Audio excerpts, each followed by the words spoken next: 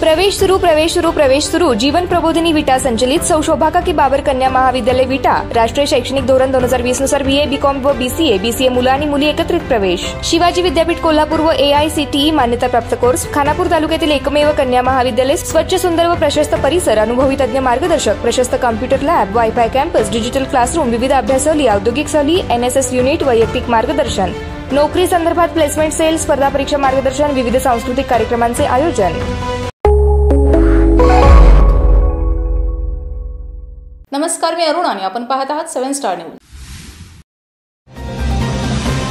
विट्यात खानापूर नाका येथे राहत असलेला गुराप्पा शंकराप्पा युकरोट्टी वय वर्ष 30 याने दुसरीकडे खुली भाड्याने घेऊन राहण्याच्या वादातून पत्नी सलमा गुराप्पा युकरोट्टी वय वर्ष 27 यांच्या डोक्यात खोऱ्याने वार करून निर्घृण खून केलाय।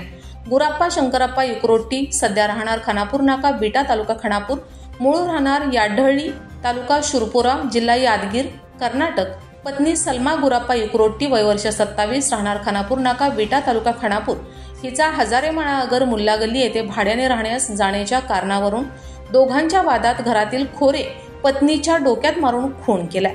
विटा पोलिसांनी आरोपीस ताब्यात घेऊन अटक करण्यात आली आहे। या घटनेचा पुढील तपास PSI पूजा महाजन येळेकर करीत आहेत। या घटनेने विटा परिसरात भीतीचे वातावरण निर्माण झाले।